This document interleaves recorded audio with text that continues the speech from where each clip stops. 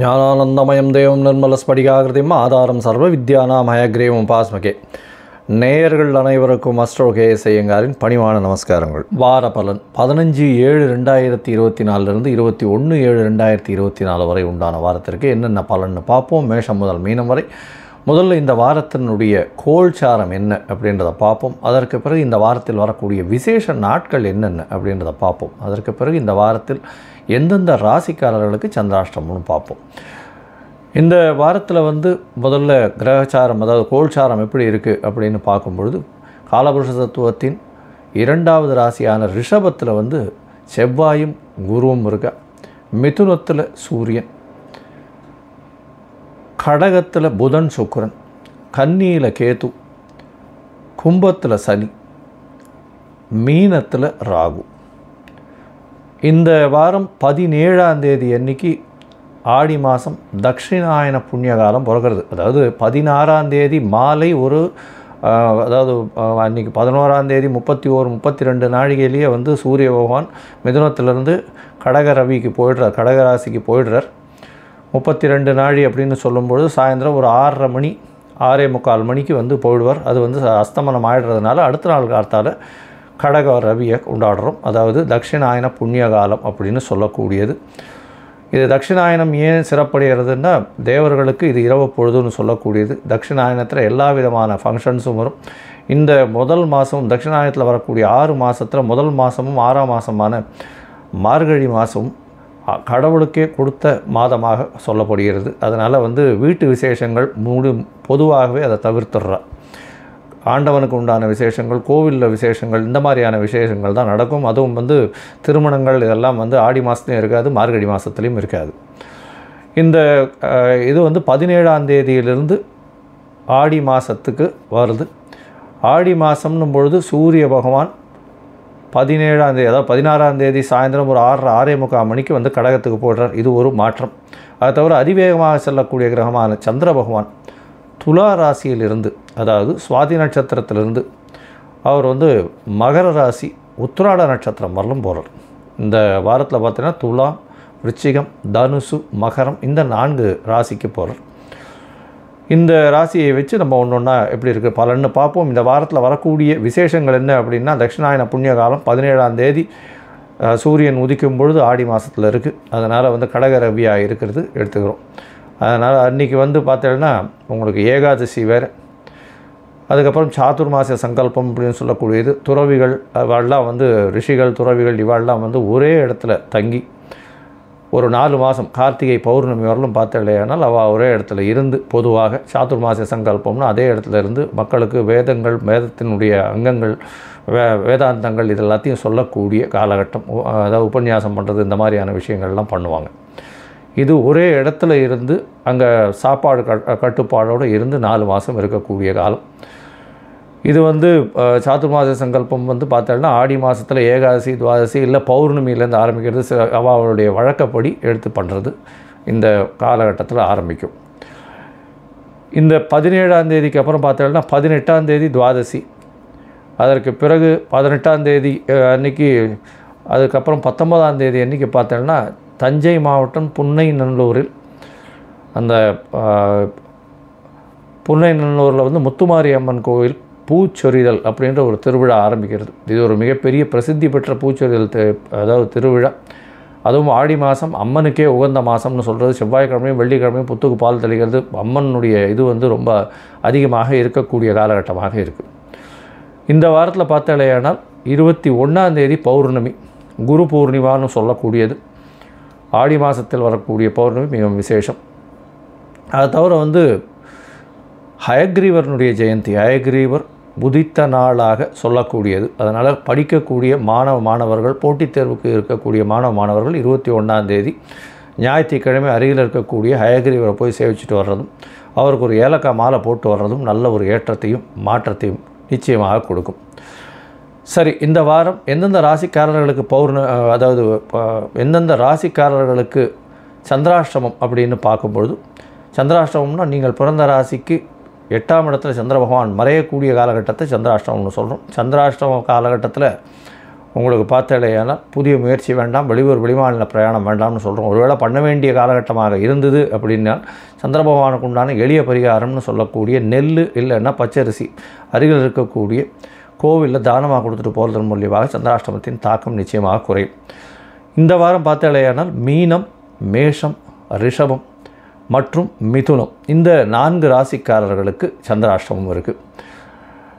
இந்த வாரத்தில் ஒரு ராசியாக மேஷம் முதல் மீனம் வரை எப்படி இருக்குன்றதை பார்ப்போம். அதுக்கு முன்னாடி என்னுடைய மொபைல் நம்பர் கீழே ஸ்க்ராலிங்கில் போயிட்டு இருக்கோம். உங்களுக்கு அஸ்ட்ராலாஜிக்கல் கன்சல்ட் தேவைப்பட்டதுன்னா எனக்கு ஒரு ஃபோன் பண்ணுங்க, உங்களுக்கு அப்பாயின்மெண்ட்டு தரேன். உங்களுடைய date, time, place of birth, உங்களுடைய இது அதாவது பெயர், உங்களுடைய தாய் தகப்பனார் பெயர் இதுவரெல்லாம் அனுப்பி வைங்க. சந்தி இருக்கான்னு பார்க்குறேன் முதல்ல, அதாவது பாத சந்தி, நட்சத்திர சந்தி, ராசி சந்தி, லக்ன சந்தி, என்ன சந்தி இருக்குன்றதை பார்க்குறேன். இந்த பொதுவாகவே நான் இவ்வளோ நாள் பார்த்ததில் நிறைய ஜாதகங்கள் பார்த்துருக்கேன். இந்த ஜாதகத்திலலாம் சில பேர் 50 வயசு 60 வயசுலாம் எடுத்து அவள் வந்து ராசி சந்தி, நட்சத்திர சந்தி, பாத சந்தியில் ரொம்ப கஷ்டப்பட்டுருக்கா. இன்ஃபேக்ட் வந்து புனர்பூசம் 3ஆம் பாதம் 4ஆம் பாதம் டயத்தில் மாறி வந்திருக்கும். அதனால் சில பேர் மிதுன ராசின்னுவா, கடக ராசின்னுவா. அதே மாதிரி உடைந்த நட்சத்திரங்கள்னு சொல்லக்கூடிய கிருத்திகை, உத்திரம், உத்திராடம், புனர்பூசம், விசாகம், அதை தவிர பூரட்டாதி இந்த மாதிரியான நட்சத்திரங்கள் வந்தது. ஆனால் அதே மாதிரி மிருகசீரிஷம், அவிட்டம், அதை தவிர வந்து சித்ரா நட்சத்திரம் இதெல்லாம் வந்து உடைந்த நட்சத்திரங்கள்னு சொல்லக்கூடியது. ஏன்னா ஒரு ராசிக்கு 2 ராசியில் அந்த நட்சத்திரங்கள் வரும். இந்த நட்சத்திரங்கள்லாம் பார்த்தாலேனால் எந்த இதில் பாதத்தில் இருக்கீங்கன்றது ரொம்ப முக்கியம். அதன் மூலியமாக நட்சத்திரமும் சரி லக்னமும் சரி அமையும். அந்த லக்னத்தின் மூலியமாக தான் பலன் மாறுபடும். அதனால் நீங்கள் துலா ராசின்னு நினச்சின்னு இருப்பீங்க, விருச்சிகத்தில் இருப்பீங்க, விசாக நட்சத்திரம், இந்த மாதிரியான பிரச்சனைகள் நிறைய வரும். முதல்ல வந்து சந்தி கண்டுபிடிச்சி அதுக்கப்புறம் உங்களுடைய ராசி என்னன்றது தெரிஞ்சதுக்கு அப்புறம் தான் மிச்சம் எல்லாத்தையுமே பார்க்க முடியும்.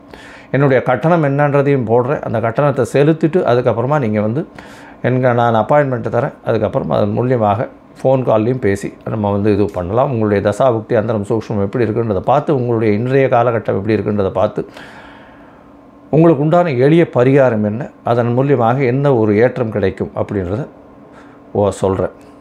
இப்போது மேஷம் முதல் மீனம் வரை 15/7/2024 21/7/2024 வரை உண்டான வாரத்திற்கு என்ன பலன் அப்படின்றத ஒரு ராசியாக பார்க்கலாம். ரிஷபம், கிருத்திகை, ரோகிணி, மிருகசீரிஷம் இந்த 3 நட்சத்திரம் 9 பாதங்களை கொண்ட ராசி. ராசியின் அதிபதினு சொல்லக்கூடியவர் சுக்கிர பகவான் ராசிக்கு 3ஆம் இடத்துல இருக்கார். புதனோட சம்பந்தத்தில் இருக்கக்கூடிய காலகட்டமாக அமையிறது. இந்த வாரம் பார்த்தாலேயானால் உங்களுடைய ராசிக்கு குரு பகவானும் செவ்வாய் பகவானும் உங்களுடைய ராசியிலே இருக்கிறது ரொம்ப விசேஷம். ஏன்னா இவ்வளோ நாளாக வந்து தனித்த குருவாக இருக்கிறது ரொம்ப விசேஷம் இல்லை. மைண்டை டிஸ்ட்ராக்ஷன் அதிகமாக கொடுப்பார். சரியான ஒரு பாதையை நோக்கி எடுத்து செல்ல மாட்டார். இந்த மாதிரியான பிரச்சனைகள்லாம் இருந்திருக்கும். தனித்த குரு பாழ் அப்படின்னு சொல்லக்கூடிய, தனித்த அந்தணன் பாழ்னு சொல்லக்கூடியதுனால தனித்த குரு இருக்கிறது அந்த அளவு விசேஷம் இல்லை.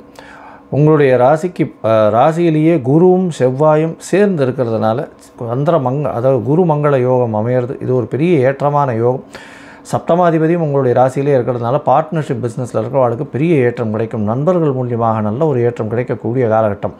திடீர் பணவரவு வரும். பார்ட்னர்ஷிப் பிஸ்னஸில் திடீர்னு ஒரு வியாபார ஏற்றம் இருக்கக்கூடிய காலகட்டம். செலவுகள் கொஞ்சம் அதிகமாக இருக்கக்கூடிய காலகட்டம். சுப செலவுகளாக இருக்கக்கூடிய வாய்ப்புகள் உண்டு.